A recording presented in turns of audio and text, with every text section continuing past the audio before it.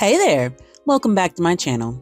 Today I'm going to show you how I made the braided wig for my Sailor Jupiter cosplay, complete with whimsy bangs similar to how she appears in the Sailor Moon anime.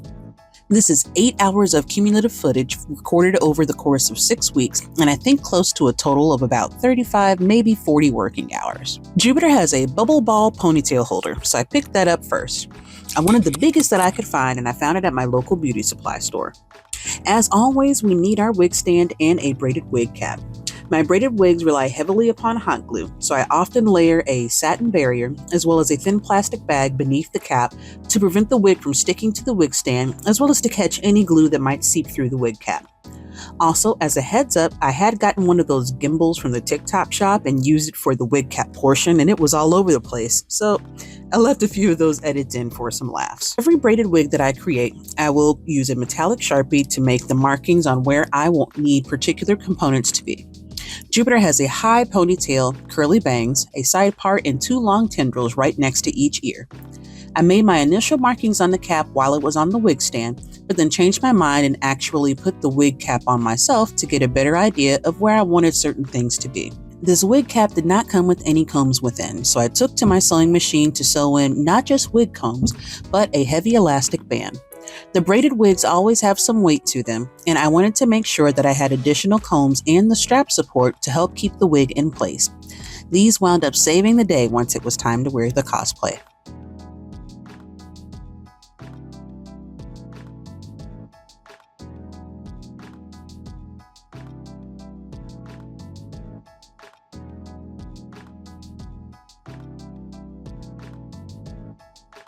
Next up, I took a trip to Home Depot to get the items needed for the ponytail portion. I watched a few ponytail tutorials, and many of them used the pink rigid foam boards as well as PVC pipe for a connection. I then decided to measure how long I wanted the pipe to be, and I wanted it to be pretty tall since Jupiter hair has that flounce to it. I made those markings on the pipe, then took to the same length measurement and transferred that to paper. I sketched the ponytail shape, making sure to mark an opening in the middle for where the pipe would go. In hindsight, I needed to make all of this a little shorter, and you'll even see me change my mind on the pipe measurement. However, some of my cosplay lovelies, Bunny and Dahlia, mentioned that they liked how tall the ponytail was, because with a lot of ponytail wigs, you can't actually see it from the front perspective, something I had never thought of before.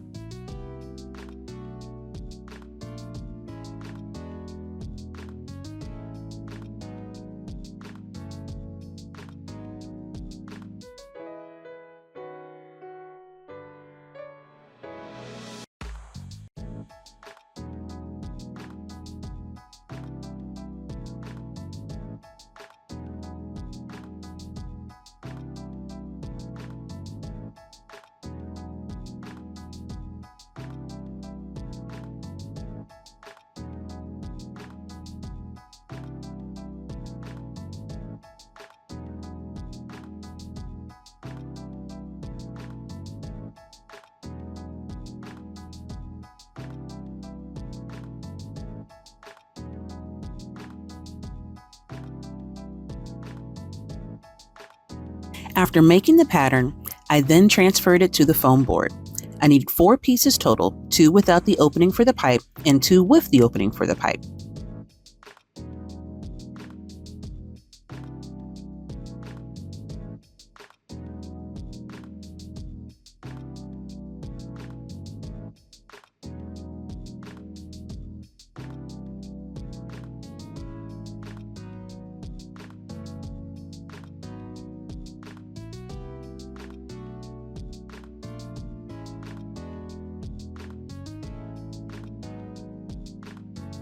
Then I went outside with my razor blade to cut all of the pieces out. I wish that Home Depot had thinner foam sheets. I needed to extend my blade quite a bit to actually cut through the foam. I debated on using a knife, but couldn't find one that I wanted to use. It was pretty rough, but I got through it.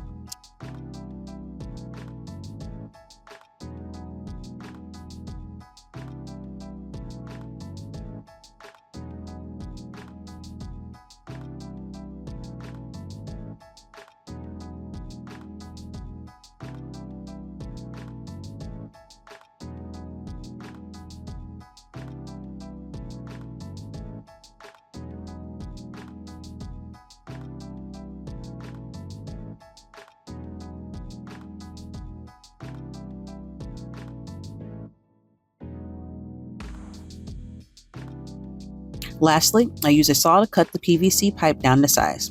I've had to work with PVC pipe before for both cosplay and actual plumbing purposes, which is why I have it on hand.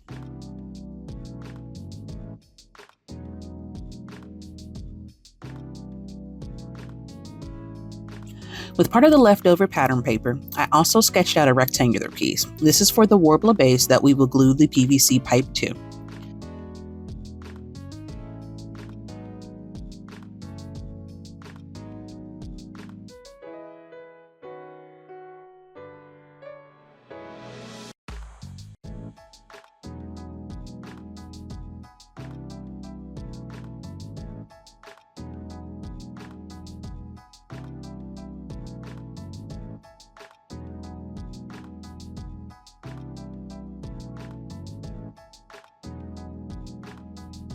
I cut 2 pieces out. The tutorials that I watched called for folding those pieces in half, then placing them on top of one another in a cross.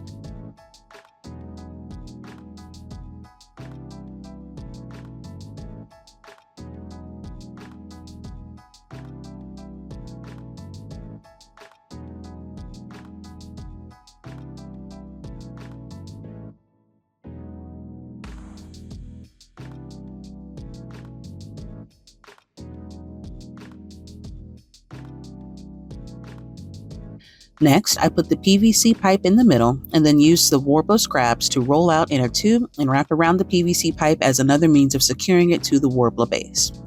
I used super glue as the bonding agent.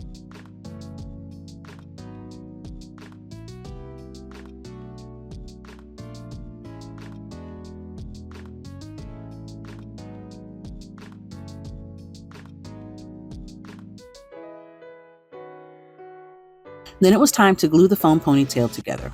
I should have used my low temp glue gun, as the high temp gun was so hot it began to melt the foam. However, because it has a slow cooling time, it's the best for bonding things together.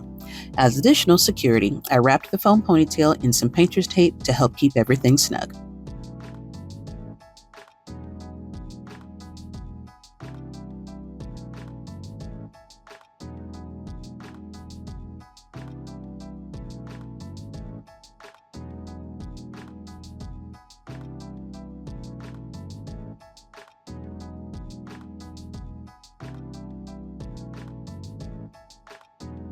Next, it was time to curve the Worbla base around the wig stand. In the tutorials that I watched, some people used a cast of their own head for this, but the wig stand that I use are approximately the same curvature as my own skull, just a little longer in appearance.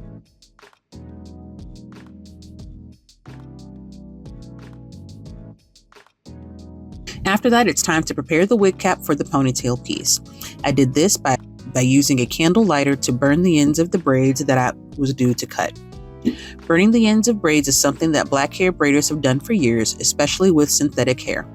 It helps to heat seal the braids so that it won't unravel. You'll see this put to the test later in the video.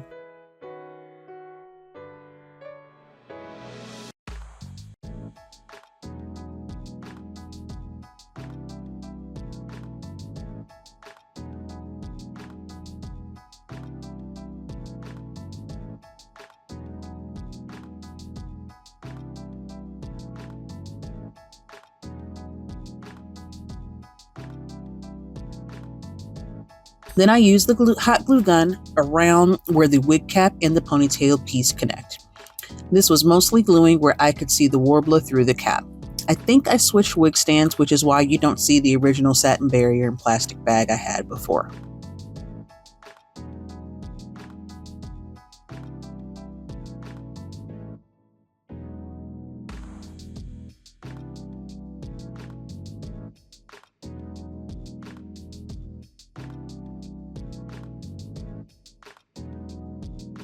Finally, it was time to shape the ponytail piece. This is my first time ever making a wig ponytail, and there is a little bit of a learning curve. I definitely know what to do for next time. I first tried the whole peeling a potato over a trash can approach to shaving the foam, but I didn't make any real progress. Essentially, I had to treat it like I did when I was cutting it outside, extend the razor blade a smidge more than necessary, and then cut at angles. It took some time. This was perhaps about 20 to 30 minutes that you see across this 2-minute section, but it was done and shaped nicely. Plus, with shaving the ponytail down, you don't have to worry about actually how nice it looks since it's going to be covered anyways.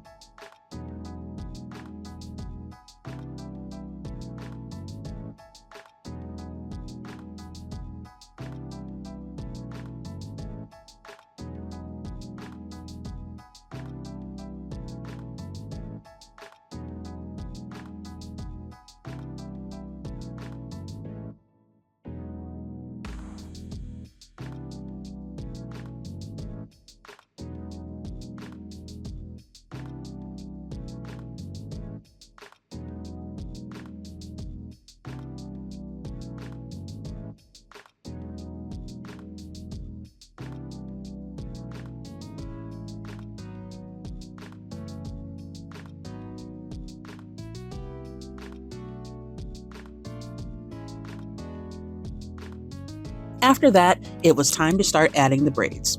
In total, I used just under 300 crochet braids that were 24 inches in length.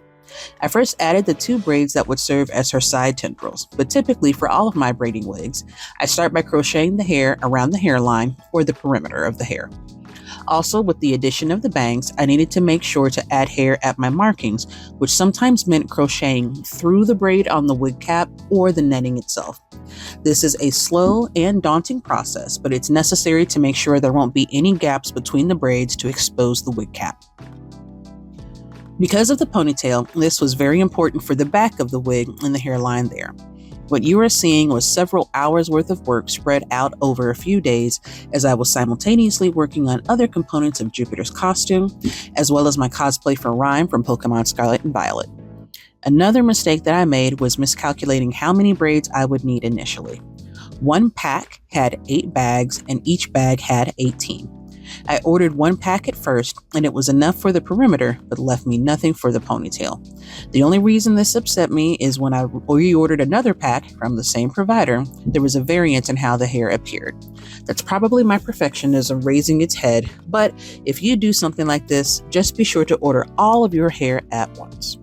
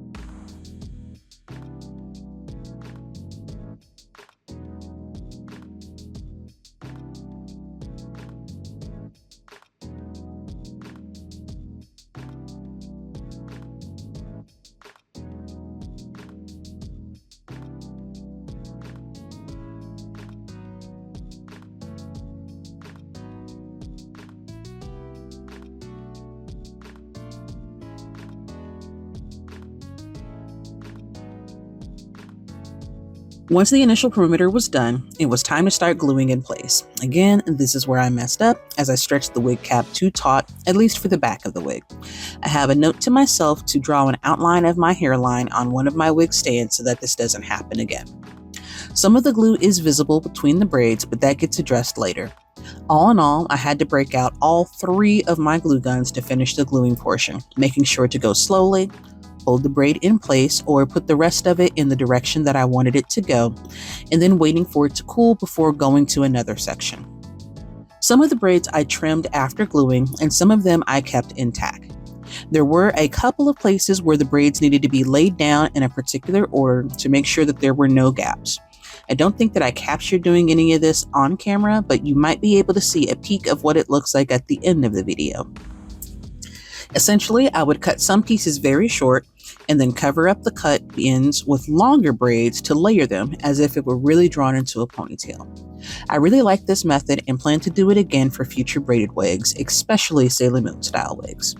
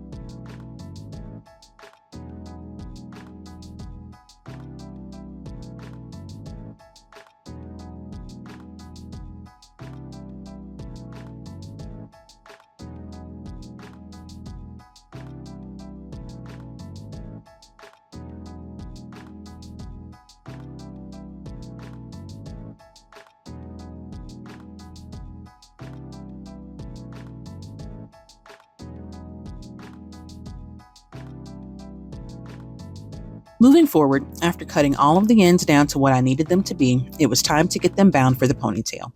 I used a stretchy ponytail holder at first to get the shape and hold that I wanted, and then went in with several zip ties for the permanent hold. I got the zip tie tip from one of my cosplay friends, Peacocks of Fury, who did this with her dark lady wig, and I thought it was neat. Thanks, Jess.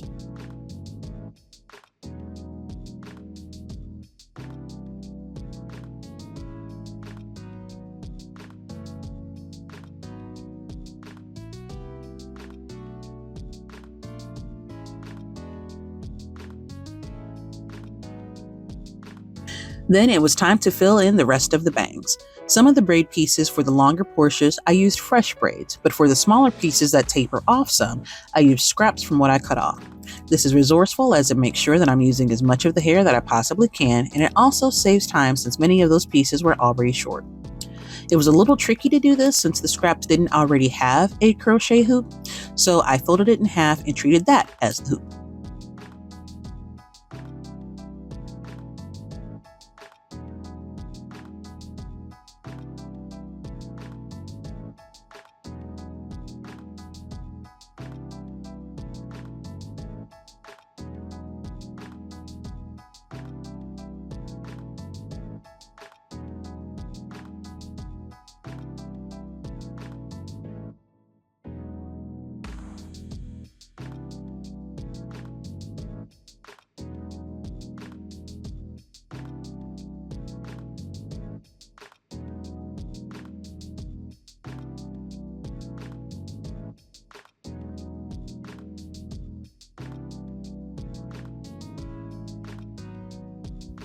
After that, since all of the crochet work was complete, it's time to move to finishing the ponytail. I first cut quilt batting out, sketching a quick pattern based on the foam piece's width. Then prepared to dye it brown so that if there were gaps, you couldn't really tell. The color matching of the batting and the braid was pretty spot on.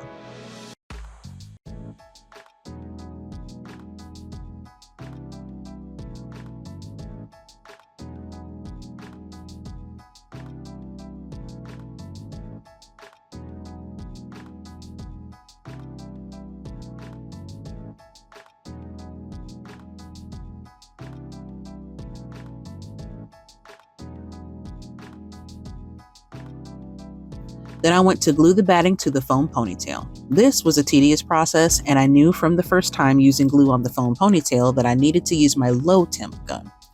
Originally, I left the batting piece long so that I could adhere the braids to it, but I changed my mind on the length and just left the batting on the foam portion only. It all worked out in the end.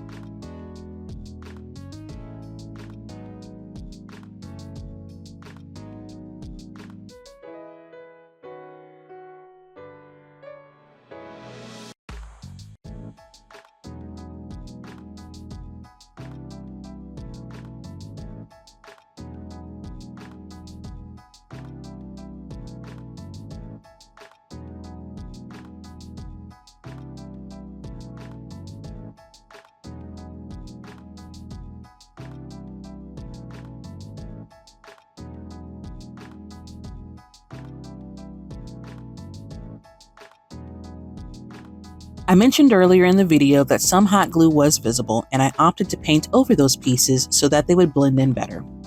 I know colorful glue sticks exist, but none that I could find on the short notice.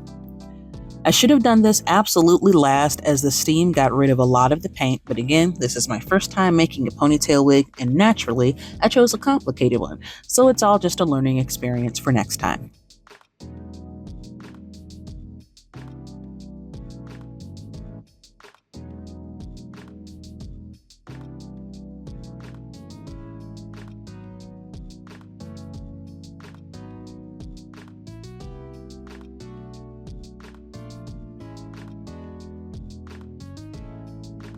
Now it's time to work on those whimsical bouncy bangs.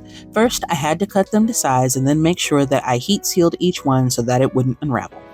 Normally, I use my fingertips for this, but because of how many braids needed the heat treatment, I actually taped my thumb and forefinger to protect them.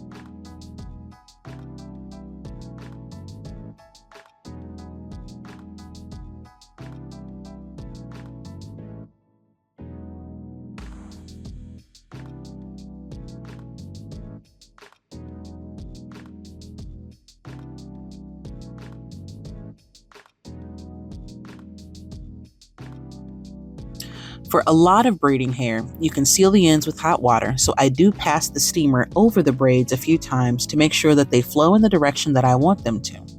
This is very satisfying, as I only started making braided wigs with bangs just this year, and it was fun to see what I visualized come to life.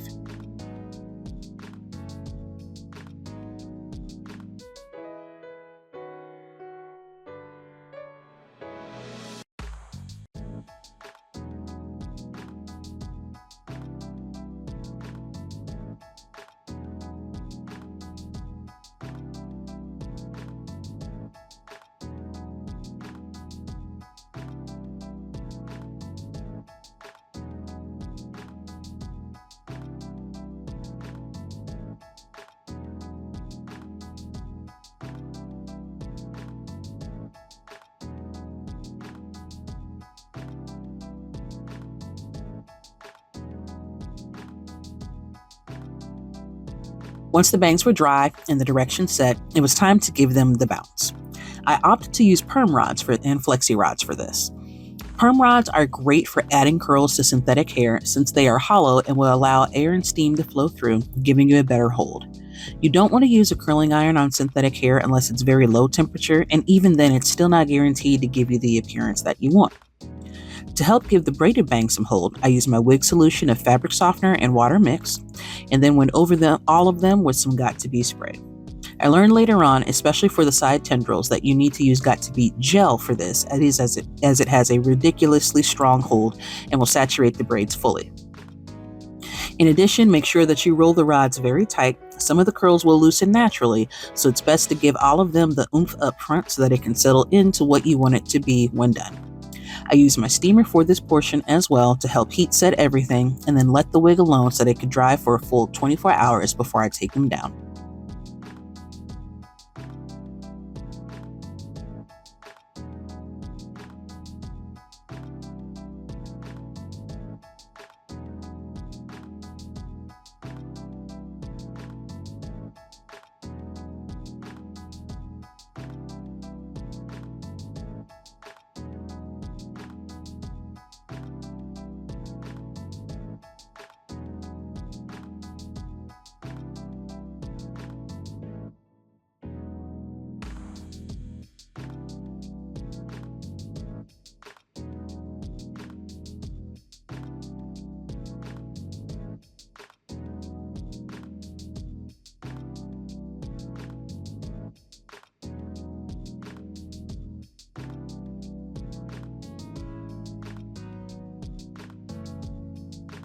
While the wig dried, it was time to finish adding the braids to the ponytail. We're almost done. As with the wig, I added braids around the perimeter of the ponytail first using fresh crochet braids. I did not glue the ponytail all the way down, as I wanted to add more braids to the foam piece for fullness. I was so pleased doing this that I forgot to film it, of course. Then I used some of the scraps to add to the bottom portion of the foam piece, as you see depicted. It was a slow process, as I opted to use the high tip gun to make sure that I had the stronger hold, and I could only glue so many braids and wait for them to cool before moving on, since the glue could still slide around.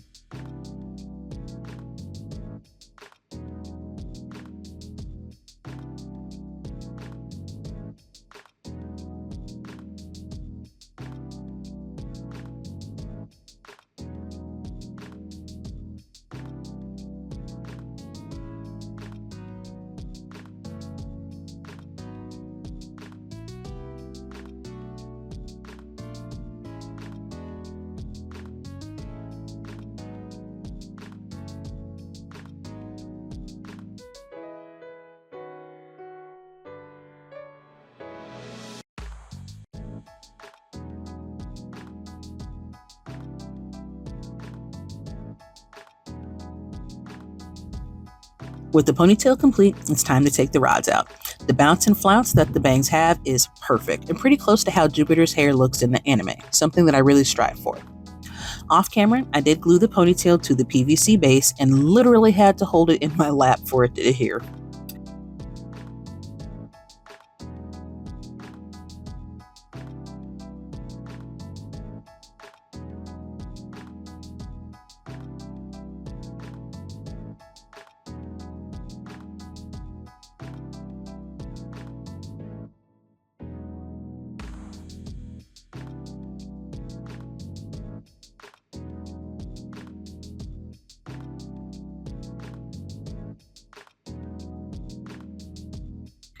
The assembled wig is heavy though, and when I wear this again, I'll be sure to have one of those velour headbands for the teeth to grip on, as this wig did a number on my poor edges. But other than the fit issue, it's still quite the accomplishment, and I'm still proud of how it came out. Thank you so much for watching, and stay tuned for more walkthroughs on my Sailor Jupiter cosplay.